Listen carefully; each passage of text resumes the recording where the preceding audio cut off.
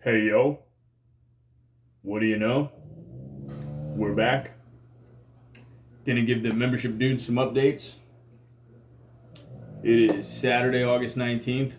You know who this is. Told the membership guys I'd give them some updates and wanted to communicate with some guys about some things that I've heard about travel and what they're gonna do in the near future. So figured I'd check in with you. So this will also be on the YouTube channel when you guys get a chance. You can check it out. But had one question before I went on today. Not many today, but one guy wanted to know about deadlines and something about transaction deadlines. I asked specifically like what, and he didn't really have anything, or I didn't get a response back. So we'll just cover some of the Frontier deadline stuff that just passed, where we signed a couple guys to some sign and trades before the August 15th deadline. Over to actually Quebec picked up two players in some sign and trades, and there were a lot of other moves made as well, which we could check out. But I was just checking out the scoreboards here, and it's beautiful when all the baseball's played at night. You know what I mean? As it should be. No 10:35 in the morning games. No noon double headers. 1 o'clock double headers in the Atlantic League, like back-to-back days. It's actually pretty nice little night schedule here. If you look, you got the Staten Island Ferry Hawks are on fire, man. I don't know what they're drinking. Probably that water over there. They're over in Spire City, where some of our guys have done extremely well. A couple pitchers that we have, Matt Reitz, doing really well over there. You look in the American Association where the races are. All the games are, in the Midwest even a little bit later. Got a bunch of players in that league. You got Milwaukee in first place and Kansas City in first place in both of those leagues, respectively, by like 4 games.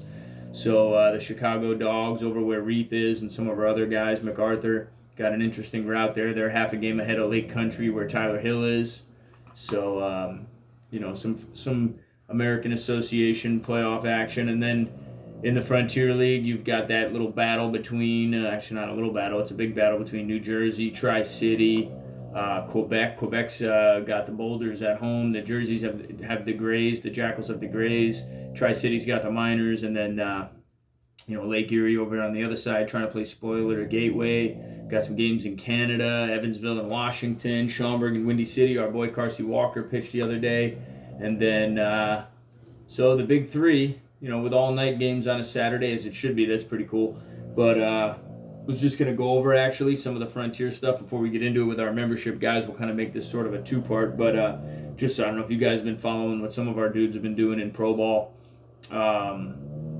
Especially the Frontier League we'll go over because that deadline just passed. So if you look on the website, you can follow along with like who's signed, who's been signed, who's still on teams, whatever. And just a quick list here of some dudes. By the way, if you have anything along the way, you can hit me with it. Go ahead and drop it on me. If you have a question, ask it. We might have to go to the good book, the book of answers. If you have a question, we could tap in. Will they have a question? It's uncertain. That's for sure. Anyway, some of these Frontier League dudes, check it out, man. I was just talking to Brian McKenna. McKenna's over in Florence this year. He's got 18 innings, 19 strikeouts. Good to see he's back and healthy. Missed the entire 2022 season with an injury, but doing it up in Florence. So really good to see our guy over in Florence, McKenna. Actually pitching for former Marlins rehab pitching coordinator, now Florence manager, Chad Rhodes.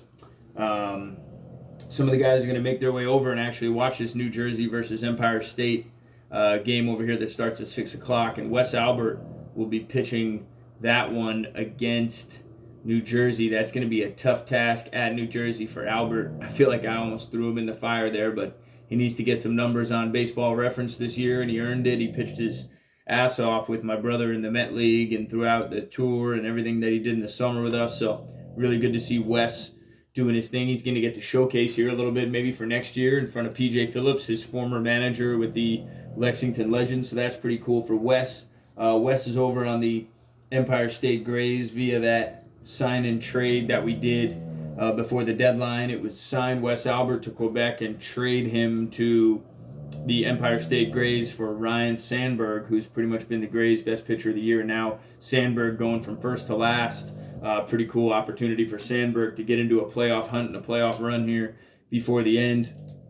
I actually talked to Sandberg before the season about Scout Day and doing all this stuff, and I had told him, man, it could go one way or the other, man. You should bet on yourself and pick the best situation for yourself. And look where he is. He's in first place with Quebec right now. The team that he used to be with, the Grays, obviously, where Albert's pitching. They also have Andrew Dietz, who was traded over from Tri-City. Dietz was traded from Joliet to Tri-City, and then Tri-City to the Grays. He's done well for himself, though. 52 innings, 25 walks. He's got under a 5. It's tough pitching in the situations he's pitched in, not knowing if you're going to start or relieve or whatever, but he was pretty consistently starting in Joliet, where he had his biggest sample size and most success work-wise there. And then another guy in the Grays, a couple of guys that have done really well for us. Catcher Jordan Sickett's got over 100 plate appearances. He's hitting 240 on the Grays since he's been there. He spent the first half with Quebec as well, so kind of the opposite of what Ryan Sandberg did over there. But, Quebec ended up bringing on Blom, bringing on their championship catcher from previously, and then bringing on another really experienced guy, and that's how you win. And you saw Scalabrini kind of go through the stages of a season with a young team this year and really execute what he did with some of his experienced guys coming back, and he had some guys going the DL, but really put it together nicely there. And Sickett has done really well for himself in his rookie year, a guy that opted not to really go back to school or continue any other routes and just asked me straight up, like, am I good enough? And the kid was easily one of the most talented defending catchers that we had. I just wasn't sure what it was going to take. So you could very easily, any of you guys, be that, well, not easily, it was extremely hard for him, but you could be that Jordan Sickett character in the future. There are a couple guys that I want to see get opportunities like he did here in the near future. Another guy in the Empire State Grays system is Jalen Smith, who was in Gastonia in spring training and then did about a week in the Pioneer League before coming to us in the Yinzer Baseball Confederacy, where he had signed to the Atlantic League the previous year. Smith actually has got 185 plate appearances. That's his most since college, and he's hitting 240 as an everyday player, which I think is really awesome for him because even though being in the Nationals organization, USPBL, Atlantic League, he has not played as consistently up until now at being an everyday player. Although it be in a tough situation over there on a travel team, it really tests his mettle as well as it does Sickett's and Albert's and all those other guys, which I really like because I think that's when you're going to find out the most about them, which, obviously in a different environment now, you see how can these guys thrive. But they've done well over there, man. It's been actually a pretty good run for those guys, winning almost 20 games and playing some spoiler here and there. They had a good game the other day at Sussex. And then you got some other guys in the Frontier League, some other arms. You got Stephen Knapp over in Washington, man. Stephen Knapp is 26-13 in his career. The dude's got 26 wins and 13 losses. He's 4-0 this year, so he's 22 and 13 going into the year. But I think that's awesome, dude. The guy's got a 4. He's pitched in 21 games. He pitched in 26 games in 21, so he's probably about to eclipse that. He's got 54 innings this year, 21 walks, 30 strikeouts. And he's really enjoying a pretty good time over there in Washington after kind of bouncing around a little bit the year or two before that. That's really the only arm that we have over in Washington. We've also got your boy in Quebec who pitched for Washington against us in the Yinzer Baseball Confederacy 2020, but probably the best arm of the group this year in the Frontier League's got to be Moscatello. Guy's been unbelievable. 6-1 with a 1.91 in 40 games. He's enjoying his most success of his career. He pitched in 41 games, in 21. He's only walked 13 guys this year, which I think is the most impressive. He's got 66 strikeouts. The most strikeouts he had was the 82 strikeouts in 21. He really did some damage, but he's enjoying his lowest career whip ever. It's a .08 or whatever, .8. Sorry, it's not a blood alcohol level. No, he's blowing his best whip ever, and really good to see him with the first place Capitales, a 2022 champion of the Frontier League. We'll see what he does this year. He went off and finished in Long Island the last couple of years after that, so we'll see how that plays out for him. On the offensive side, we've got some guys that, I know I mentioned Soto had been over in Schaumburg for a little bit, filling in before Blake Grant Parks got back off the DL. I think Soto's baseball reference is kind of messed up, but he did get himself under the rookie limit of plate appearances at bats so that he would qualify as a rookie one next year. So he's going to finish the season as the bullpen catcher for Schaumburg. And for the guys that were asking about the, the deadline stuff, it's like, well, if a catcher goes down, you can only grab a catcher if you're in the, I believe, if you're in the Frontier League. So if you have a guy, your bullpen catcher or inactive list or DL guy, you can bring that guy back. But you can't, let's say, lose a catcher and then go and grab a shortstop because you have the spot open. I'm pretty sure you got to replace it with the same need. So there is a chance for Soto. Sorry, the dogs are making me sneeze. If you listen closely, you can hear them snoring. All three of them. Crazy, right? They just snore. But so Soto's going to finish the season over in Schaumburg. You got a couple other guys probably won't be in the playoffs. Dadson and Markman over in TR. But Dadson's done really nice for himself. Brandon Dadson posted the highest numbers in every category that he's had in his pro career. Doubles, triples, RBIs, hits, at-bats. He's hitting 253. RBIs, steals. I think he's got 3 bags. Good for you. Brendan Price has 2. And his OBP is up 20, 30 points since the previous year, which might not seem like a big deal, but when you level out the walks to strikeouts a little bit and you learn how to become a professional hitter as time goes, I think it really does stand out in a manager's eyes, the kind of at-bats you're having and where you hit in the lineup. I mean, this has been a left-handed hitter hitting in the middle of the lineup. I'm pretty sure in the Yinzer when we got him, before he signed in 21, he was with us. He signed in 22. I had signed him in 21 on some road trips to Canada. He played in the American Association, Fargo, and bounced around. But I think he homered in his first game and his last game in the Yinzer, which was pretty impressive because all the way through was like hitting 350 and just steady contact and walks and few strikeouts. And really doing well for himself, playing every day with Austin Markman on his team. Markman, 55 games. He's eclipsed all of his previous career numbers that he had in 22 when he played 33 games with the Jackals. He's hitting 236 right now, but again, 12 doubles. I think Dadson has like 13 doubles. So between those two guys, 25 doubles. I think he's got a triple, but Markman's got 7 home runs. I mean, you give that guy a full season, could be up in the 20s. His OBP is also up another 60 points. Totally different situation, being a rookie last year in New Jersey. But good for those guys to get their experience up over in TR with Matty Rush. 10th coffee of the day, you know. We've also got, before we get to the Big Bopper, a couple guys over in Lake Erie. You got Jackson Pritchard, who's got 3 homers in 41 games, finishing with Lake Erie. He's done real well for himself. Look at that Baseball Reference. That guy's been playing for a long time. Just like Moscatello's, if you look at his, you look at Jalen Smith's, you look at some of the Baseball References. Brian McKenna's goes back like to eternity. But go back and look at some of those Baseball References and tell me, how long those guys have been playing for. It's like forever. But Pritchard over there is playing with Scout Knotts, which is pretty interesting. I think Scout Knotts hit 428 in the Yinzer and was the MVP of that a little over 1 month season. He really did tremendous damage there, and he's hitting 359 right now in 18 games with Lake Erie. His first at-bat in Kenosha before he got signed, he had 1 AB in Kenosha when he got the call for Lake Erie to go there. And he, what's up, Johan? Johan's over in Evansville. That's another one of our guys performing. Left-handed pitcher. I was trying to get in Winnipeg the whole time, but couldn't pull the trigger in Canada, and he's over in the Frontier League with Andy McCauley, so good for him.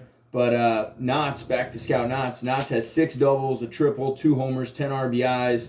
I love that he's got 13 walks and 16 strikeouts to balance. So this dude, if you do the 428 that he hit in the Yinzer, and then the little bit that he hit home runs in Kenosha or whatever he did, and then another 18 games in the Frontier League, this dude's hitting like 375, 380 for the last who knows how many games that he's played, even dating back to the tour in Florida where he did pretty well, actually.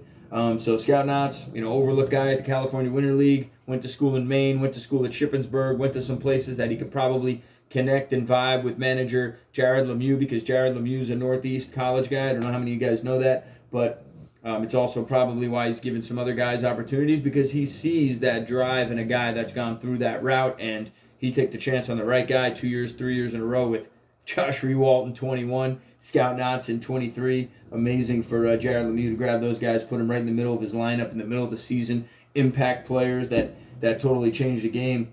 But let's go to the Big Bopper of the Frontier League for us. The two of them, you got Brendan Price and you got Josh Rewalt. If it was a heavyweight championship match, probably Rewalt just by a little bit, but Price would probably do some Undertaker sit-ups before he went down. I mean, Price is hitting 305. If you look at his numbers from last year and this year, it's like they're almost identical with less games. The dude has the same average. He's on pace to do the same damage. He's got 2 steals if he decides. So, sorry, Brendan Price has 2 bags and Dadson has 3. You know what's crazy about Brendan Price? He's been hit by 25 pitches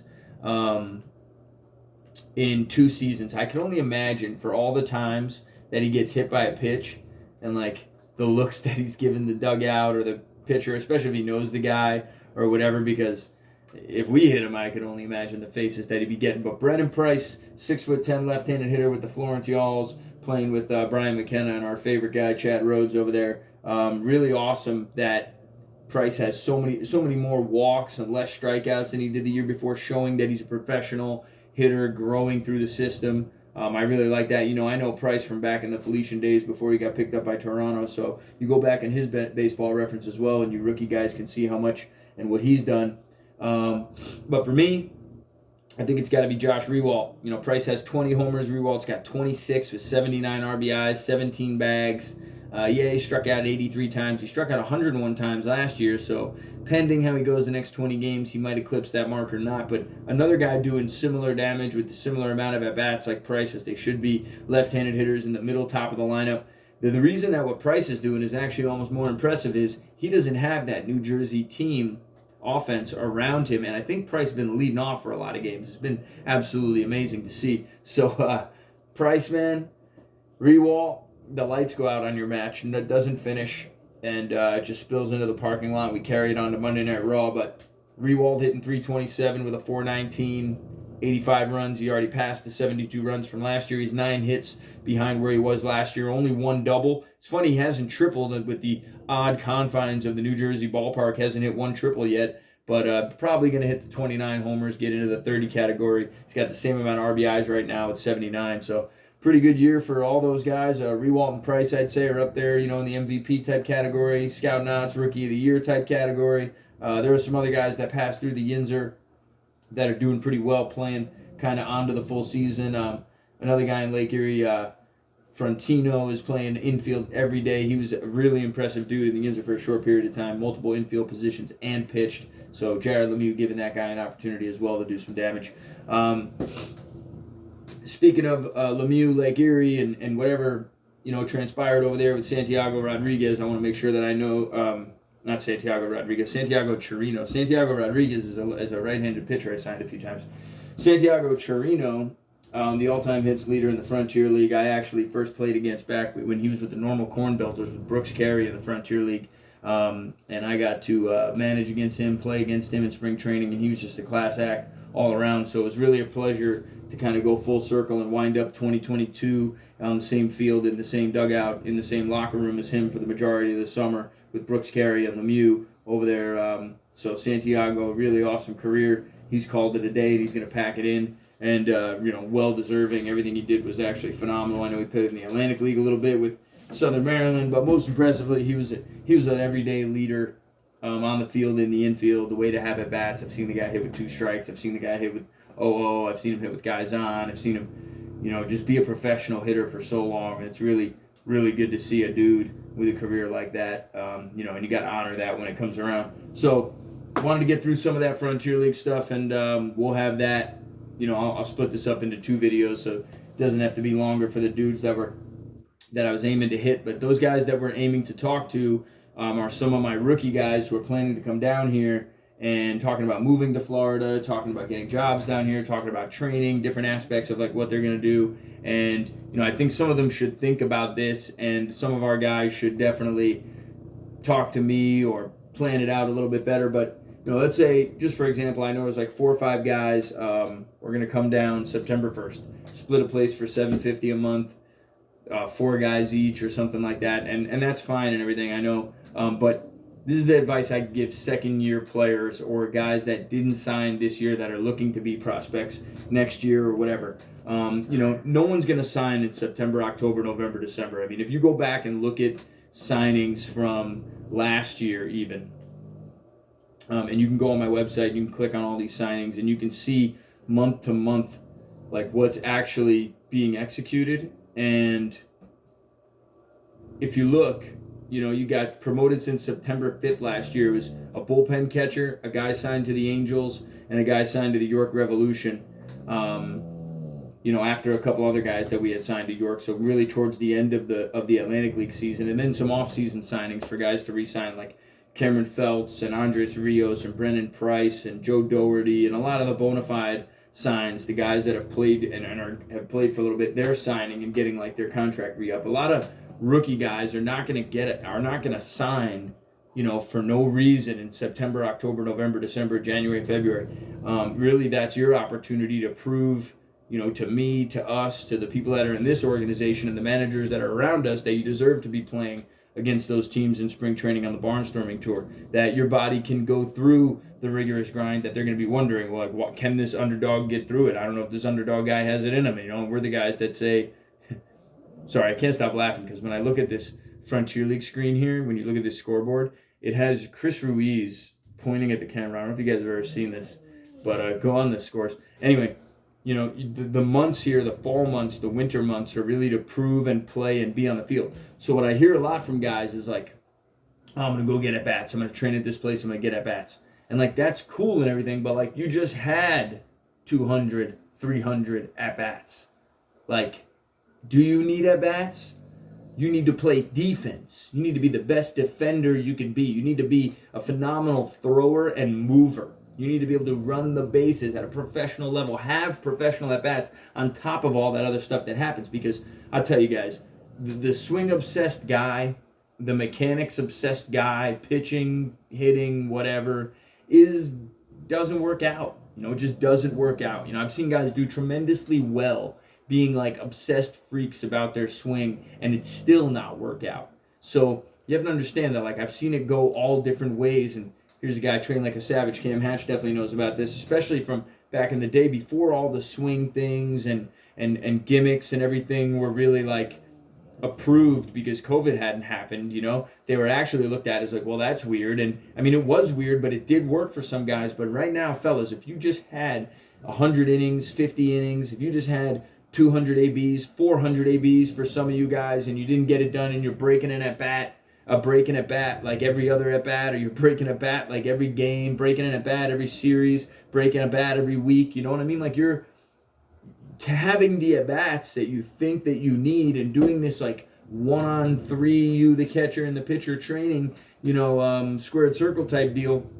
It doesn't teach you to drive runs in. It doesn't teach you to hit with 2 outs. Doesn't teach you to hit with 2 strikes. Doesn't teach you to hit in the rain. It doesn't teach you to face a tough sidearm guy with, that they brought in to get you. It doesn't, teach you to face the lefty that they brought in to get you. It doesn't teach you to pinch hit, sit there and then come up, pinch hit, change positions, catch a bullpen. Whatever it is, there's so many factors that go into it. And so the training thing for me, I think it's a way that guys are going to be kind of and get what they want out of baseball, which I think for a lot of guys now is becoming like more internet phenomenon type thing. You know what I mean? I mean, I can give you some swing obsessed stats, and I can read you some stats of some guys that were like, and when I say swing obsessed, I mean like you got to be obsessed with yourself to get to a certain point. But I'm talking like, the guy that's like walking in, he's just like, I was in the car with a guy, and I was driving, and he was like falling asleep next to me in the passenger seat, and he was like, with his left hand, like, I don't even know, I think he's right-handed, and he was like, and I'm like, whoa, are you tweaking over there? He's like, no, I'm just, I'm just aiming for the ball. Like, what, on the highway? Well, because we're driving 77, you figured you'd swing your bat speed or something?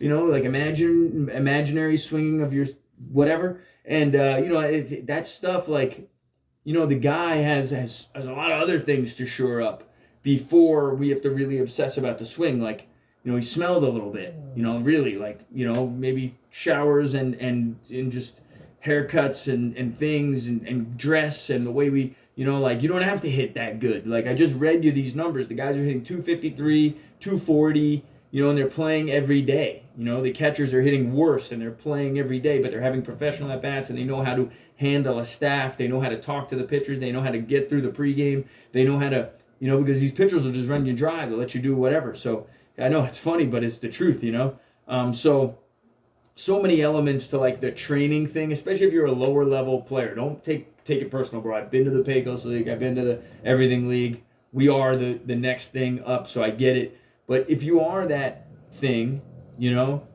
be real about where you're at and realize that the way to get out of where you're at is not to go train this like super technical, you know, explosive swing where, you know, yes, that'll help to be a good hitter. And yeah, you got to hit your way out of anywhere. Look at the guys I told, you know, if you want to play first base in the Frontier League and you're not Brennan Price, Scout Knotts, or Josh Rewald, you know, those are three teams you're not going to be able to get on. And there's a lot more, baby. There's Chris Quitzer. You know, there's a lot of other guys in the leagues doing things that are really phenomenal players. You know, look at Quitzer, a dude that played back in the Yinzer 2020. He was in the guy's been playing since the Pacific Association, I think like 2017, you know, something like that. But numbers are insane, and he's playing every day like for years. And when it's, hey man, you play first base because you're gonna rake, like where do you think these guys go? So you're not getting that job, you're not getting that outfield job, you know. So when guys talk about like promotions and Frontier League deadline and all that stuff, if you look at the Frontier League, you know, and you really look at like the deadlines or the transactions before the deadline, like they're all interleague moves for the most part when it comes to position players. No one's grabbing a position player, you know, and you can look on there, right-handed pitcher, infielder, Tri-City. They put those guys they activated a guy and put another guy on the inactive, or activated two guys, put a guy on the inactive, you know. That must have been like for a reason. You have to prove that a guy has to go on the inactive after the deadline. You know, signed catcher Tommy Stevenson, Joliet grabs that guy, and that was the third guy that ended up pushing Nico Tony out, basically. But you look at New Jersey, moves for pitchers. They signed Brandon Phillips, you know, so that's the position player signed before the deadline is Brandon Phillips, and now he's on the 2-week DL. You know, you look Boulders, pitching moves. You know, Ottawa put a guy on the DL and then traded for some pitching and then signed another left-handed pitcher. You know, Quebec with the two signed in trades. Schaumburg signed an arm. You know, Tri-City got Baez in the trade, and then you put another pitcher on the DL and another guy on the inactive. So there, you know, you got Tri-City putting guys on the inactive and DL left and right just to make some moves. You know, Brian Leaf, a guy who's already in the league for a while, ends up, you know, signing and going to a different team on the 14th. You know, like, so really barely any position player moves. You know, Marcos Castillo got released by New Jersey before Brandon was signed. You know, you can always see the move coming. You can always see the next move coming if you know what to look for. So I had a feeling that Brandon Phillips, who won a championship with his Texas Smoke softball team that he has down there in Texas, professional softball, and wins a championship there. I mean, Brandon's just a winner, so I'm thinking New Jersey's going to grab him. I'm looking at these transactions. I see this kid Marcos Castillo get released on the 13th, and I'm just waiting for the next move. You know, Brandon signs the next day on the 14th. That's called making moves. I've been released the day before Brandon Phillips showed up to a team back in 2019. Best experience of my life.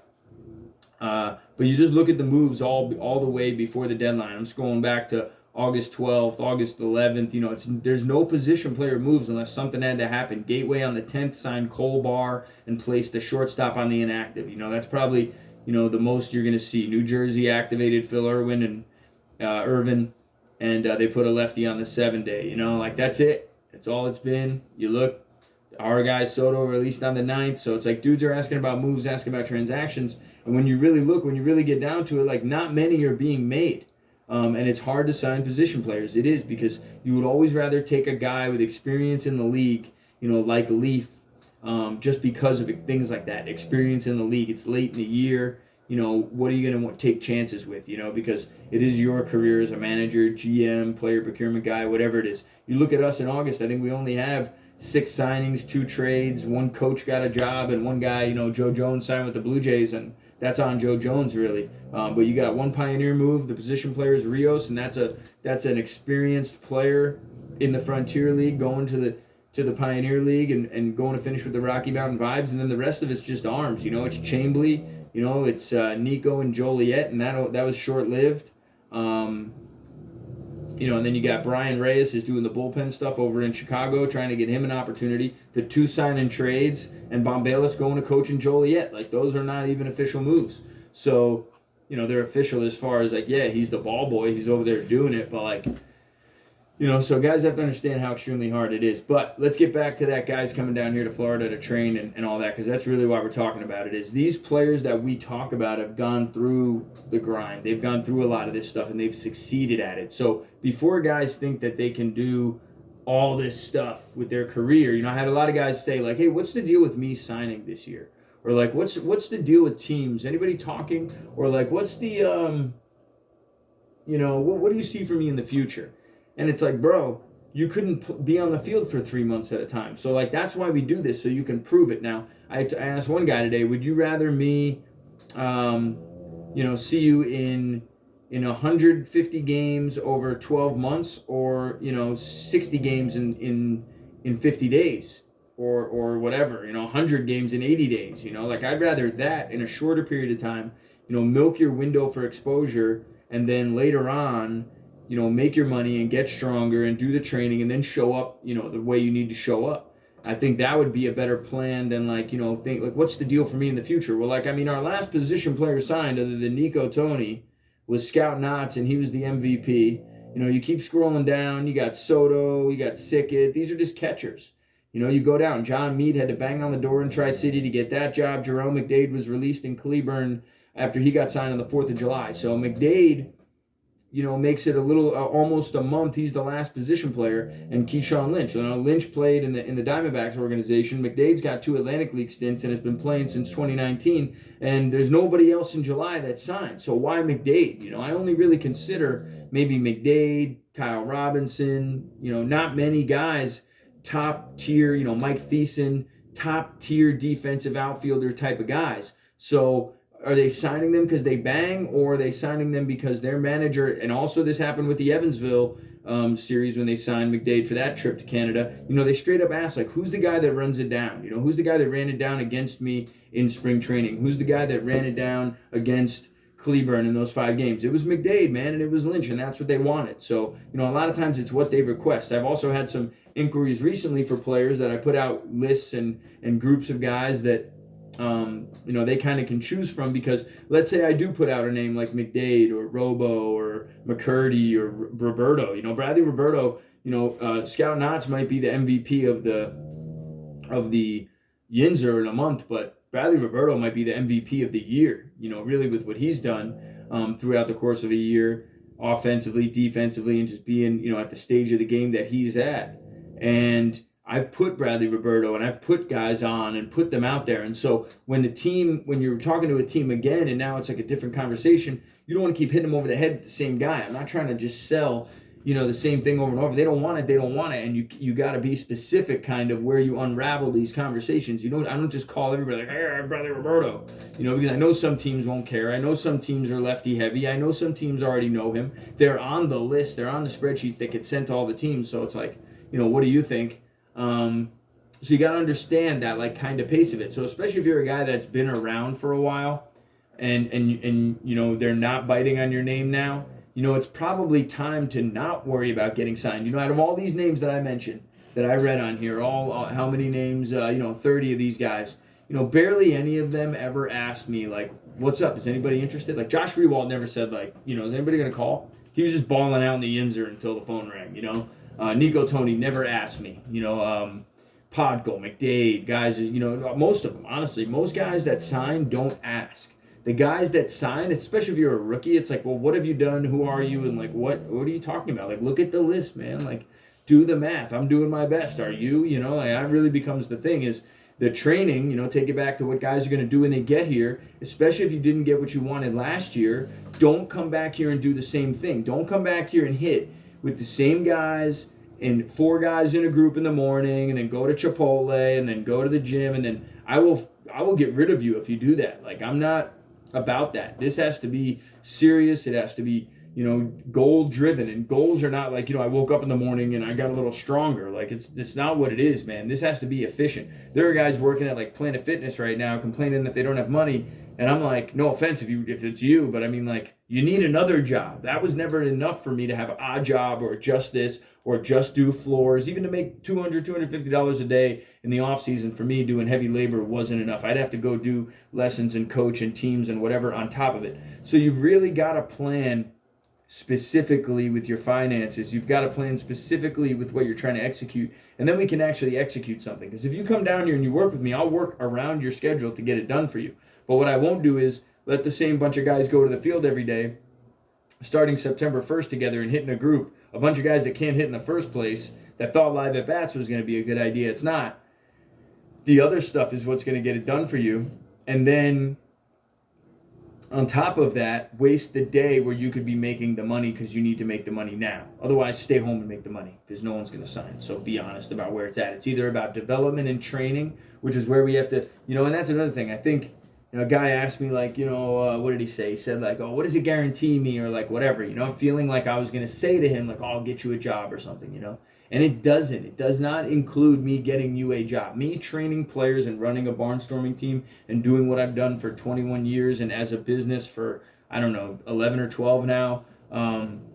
It's never been to just sign the guys. It's been to beat the teams. It's been to develop the players, develop the talent, develop the guy, help the Rewalt that nobody wanted keep playing so that someone could find him, help the Scout Knots that they overlooked keep playing so someone could find him, help the Jarrell McDade who put up like 2 1-for-40s in the Atlantic League, like keep playing so that, look at this opportunity that he got. The guy hit like 275, 280 in the American Association. So you have to understand the process that it's going to be. And so for my guys specifically, I can't speak for all you guys that I don't know that are coming from other places, that whatever, but you need the training now. You're at the point where you need the training. You probably needed it before, but because of the way you start off, because of what you do, because of how you handle yourself, I told a lot of guys a long time ago, stop hitting off the tee. I've told you that.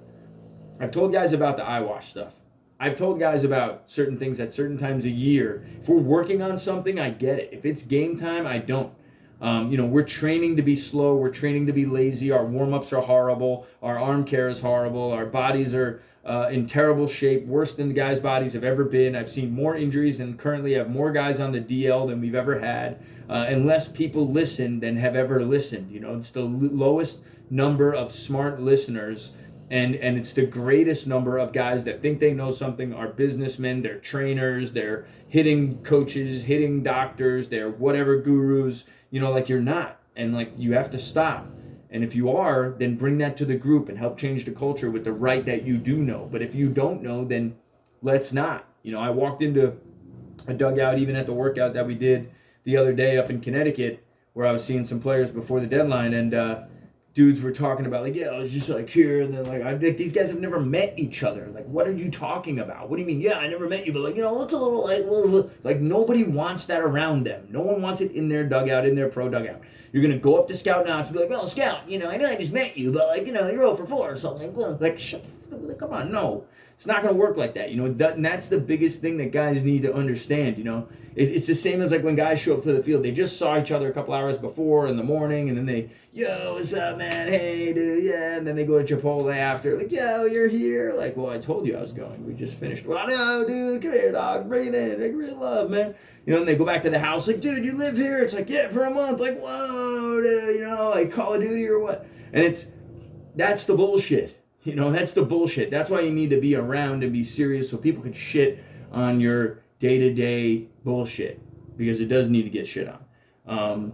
If your bullshit wasn't holding you back, if you were doing all the things that you needed to do and were where you need to be, then we're probably not having this conversation, So you really got to be smart with what's upcoming here, because I promise you, if you come on September 1st, you guys will be home before Thanksgiving with no money, coming down with that plan to live for this much and train every day and like just live the baseball. Like if that's the case, bro, then you guys have so much money, then go and buy yourselves into some jobs and spend the money on the elite training and whatever the hell that it is. But honestly, you don't, and it's not. So don't play like it, because what's going to end up happening is you're going to end up wasting more time than anything. And I always say time is the most valuable currency you have, and because it's true, because it's going to pass. And I'll tell you right now, baseball players' windows, especially in indie ball, especially for what you guys are trying to do with this at this stage in the game, it's a very small window. It's shorter than it's ever been.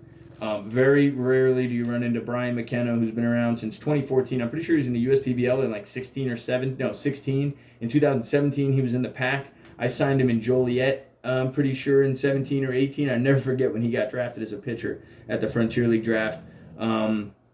But you look at most of these shelf lives of guys. Matt Reed's been going at it for a couple of years. Wes Albert a couple of years. But Brendan Price graduated in like 2014, 15. Pritchard's been around for a long time. Dadson playing for a couple of years. These names they were mentioning. I found Jarrell McDade in 2019. I met Kyle Robinson in 2020, and he had played in the Frontier League, I'm pretty sure, in 2018 before that. So, like, dudes are around for a while. So what is it really about you that's going to help you pass these people and really get to the next level? Is it going to be taking a bunch of meaningless live at-bats? I mean, you can't hit anyway, so what does it matter? There's a reason those pitchers are throwing the live at-bats too. Like, they can't get anyone out. If they could, they'd be saving their bullets for what's needed. Because really, how could you just throw all the time to live hitters? These guys are like, yeah, I throw to live hitters all the time. Like, how? What? I don't get it. Like, for what purpose if it's all the time? I get, like, getting ready, you're home, recovering from an injury, you're about to go on the road, you stopped here for a week, and that's all they have. Yeah, I get it, but, like, that's the way to do it. I don't think it's the way to do it. I'm pretty sure it's not the way to do it, and I'm pretty sure that all those dudes that are training at all those places, let me know how many of them are signing and where they're signing to, and then what their numbers are on top of that. I know a bunch of guys that went home after college to go train at X, Y, and Z, and then let's look up their numbers now. I mean, it's their ERAs are packs of cigarettes and six packs. I mean,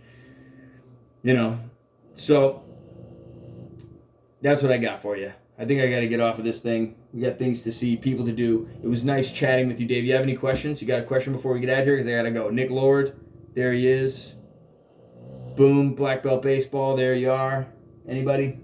The green stone. Whew, is that you guys? Jeez.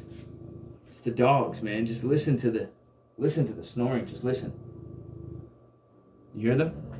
That's all they do is snore all day. That's it. It's like